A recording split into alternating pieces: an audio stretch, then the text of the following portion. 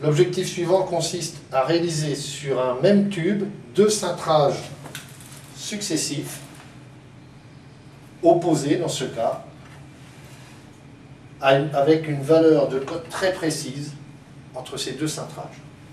La cote part de l'axe de ce tube et arrive à l'axe de celui-ci.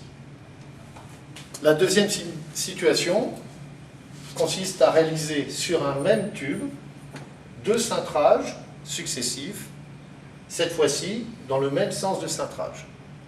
La cote que l'on va devoir respecter part de l'axe de ce tube jusqu'à l'axe de ce tube. Si je positionne mon mètre, 89 cm dans ce cas-là. Nous allons donc réaliser 2 cintrages successifs sur le même tube. Le premier cintrage, comme nous l'avons vu précédemment, s'effectuera en respectant une cote désirée, C.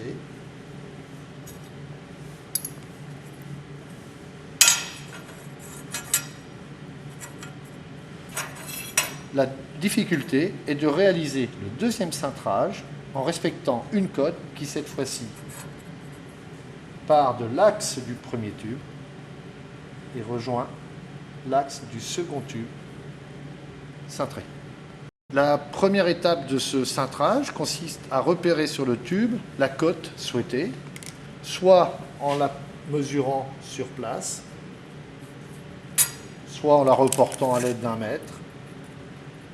Dans ce cas, nous allons devoir respecter une cote de 250 mm.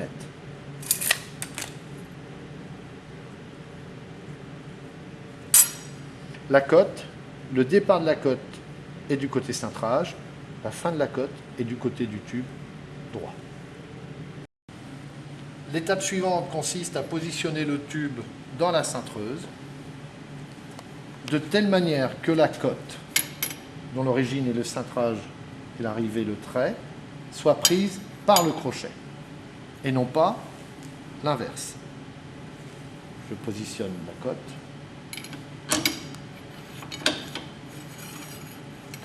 La cote est ici, le crochet est pris dans la cote.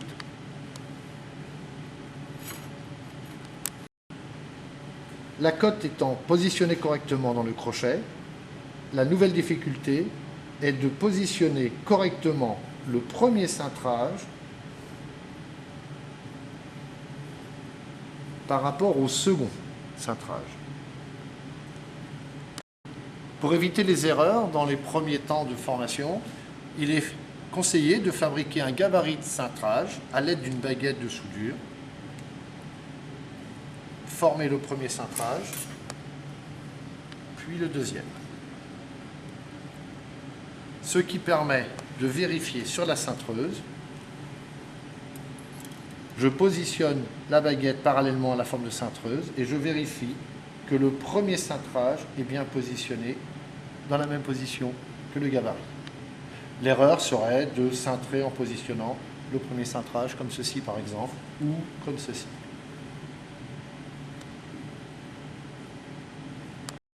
Le tube étant bien orienté, l'étape suivante consiste à venir aligner le repère de la cote souhaitée en face du bord de la forme de cintrage. Nous prenons soin de vérifier que le point 0 de la forme de cintrage est aligné avec le repère du corps.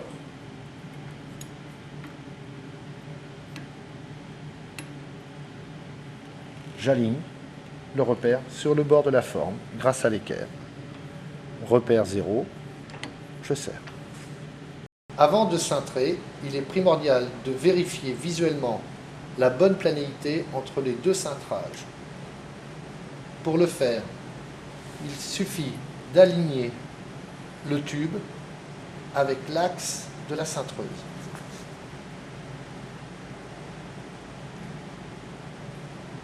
Je constate que le bord du tube est bien parallèle à la vis. La planéité du tube étant contrôlée, je vérifie avant le cintrage que l'alignement ne s'est pas décalé entre la cote et le bord de la cintrage. Je cintre pour amener le repère 90 en face du repère du corps.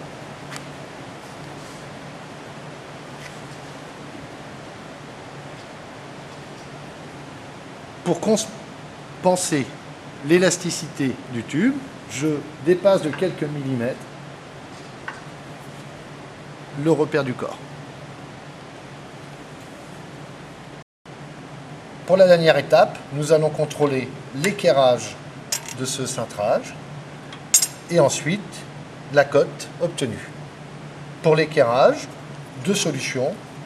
Utiliser l'équerre sur les bords extérieurs du cintrage et contrôler que l'équerre touche les deux côtés, ou utiliser la forme plate de l'établi en positionnant le tube bien à plat en dessous, bien se dégager le cintrage du bord, sinon le tube n'est pas parallèle à la table, reculer le tube, et contrôler avec l'équerre en opposition la valeur de l'angle. Si toutes les étapes de cintrage sont respectées, la cote souhaitée est obtenue.